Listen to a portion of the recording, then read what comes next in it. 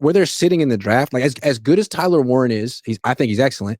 They might have someone else on the board at 11 who's just as good or right there. Like if Tyler Warren and Jalen Walker are both available for the 49ers, I might just take Jalen Walker because to me, they're both phenomenal prospects, and one guy makes you way better right now to me. And he can play two positions. I love Jalen Walker.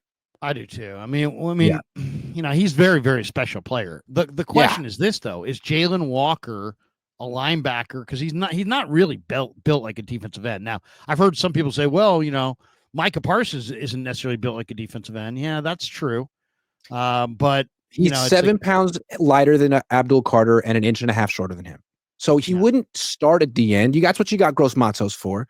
Put him at Sam linebacker. But then when it's time to rush the quarterback, he'd be like Robert Mathis. I mean, he's got the first step quickness. He's got the explosion. He's got the bend. I mean, he's going to be an incredible pass rusher. I'll tell you the guy he reminds me of, and I know this is a lot of people would be like, whoa, pump the brakes because this guy's a Hall of Famer. But I think this is a great player, by the way. I'm a huge fan of this guy. He reminds me a lot of Patrick Willis. Now, why? Because they're very similar in size. Patrick Willis was this guy's 6'1" and change. Patrick Willis was 6'2" and change. They're both right around 245, 250. Patrick Willis eventually got to like 255, but they're ripped, fast, and explosive at that level, at that weight, I should say. And they're both really instinctive linebackers who live to play football and fly to the football. And I just think when you have this guy's got what Willis has. Willis was a great guy. Willis was a great player, and he was a great athlete. So he had production, he had character. You know what I mean? You got to have all of it if you're going to be Patrick Willis. And I see Patrick Willis with this kid. This kid's got production, and he's got athleticism, and he knows how to play. Football's important to him. He's got a big motor. Yeah, Jalen Walker, I don't think he's going to be there, though. I think Carolina's going to take him at 8. Possible, yeah. He's such a Rorschach test because, to me, I see, more of a pass rusher. To me, I look at him and I see maybe not Von Miller, but someone kind of like that, someone smaller. When you look at him in the locker room when they're giving a press conference, you think, oh, that's a weak side linebacker. But no, I mean, that guy is really going to get under offensive tackles' hands. He's going to be really low to the ground. He's so explosive. I think he'll be a good off-ball linebacker as well. I think he'll be a better run defender on first down, playing Sam off the ball than playing DN. But on 3rd and 8, he's going to be an incredible pass rusher. I think he's going to be a much more explosive pass rusher than Mykel Williams.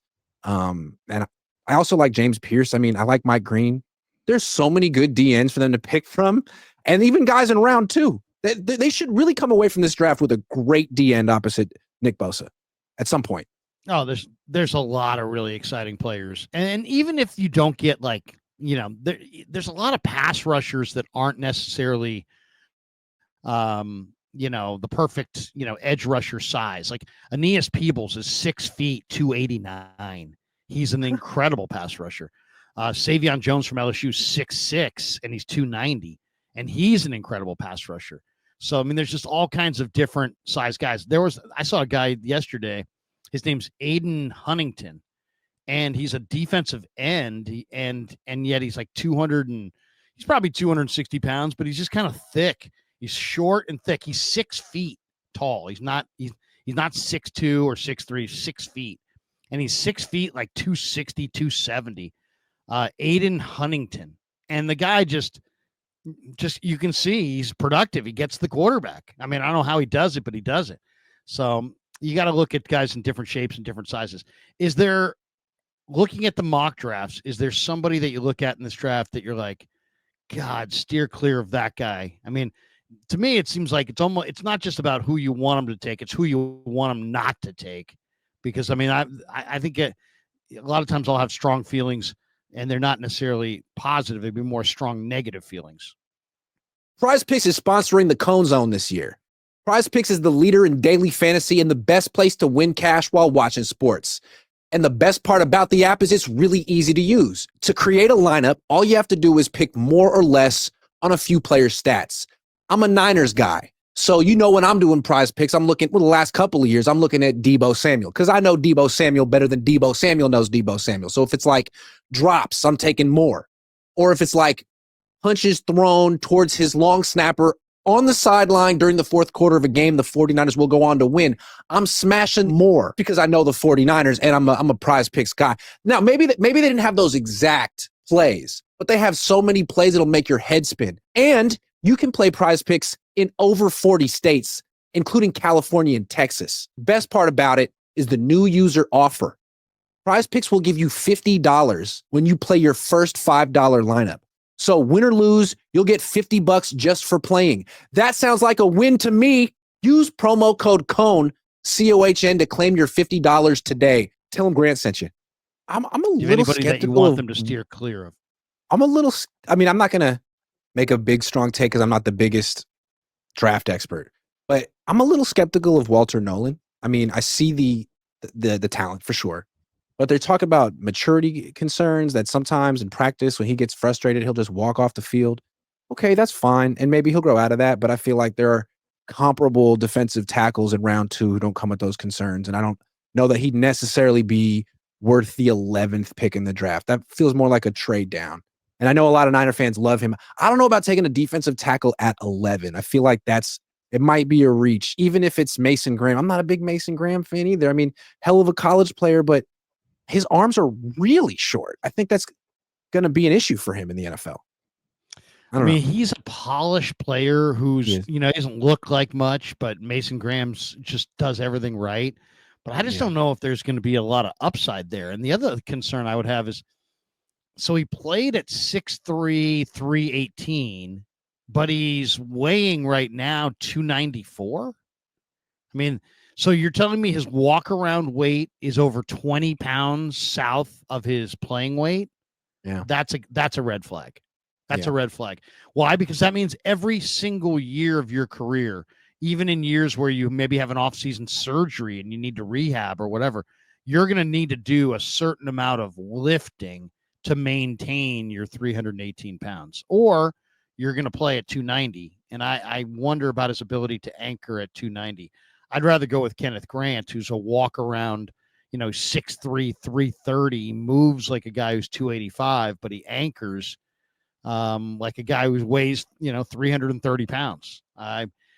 Sometimes the guys who are best in college aren't necessarily have the most upside. Sometimes they're polished and don't have tons of upside. I kind of see that with Graham. He's a technician, but how much better can he get? Then there's Shamar Stewart from A&M, who has crazy workout times at 280 pounds, but he only, in 37 games over 3 seasons, he recorded 4.5 sacks. See, I don't think Kaceric's going to care. Because think from Kaceric's perspective, I'm the best defensive line coach in the league. I can coach him up. He was in Detroit when Detroit drafted Ziggy Ansah with the 5th pick. That was 2013.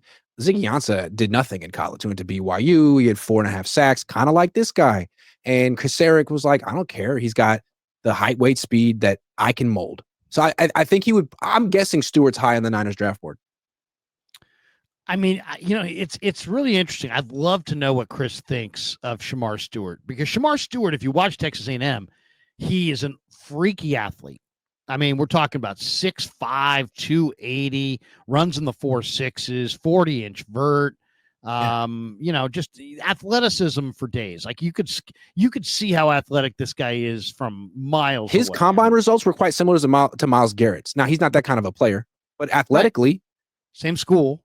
Yeah. And also, here's the other thing. It's like there are players who don't produce sack-wise in college who do produce sack-wise in the pros. Mm-hmm. Danielle Hunter's final year at LSU, he had like 2 sacks. That's right. Danielle Hunter is a tremendous pass rusher. Rashawn Gary wasn't lighting it up in college. He is now.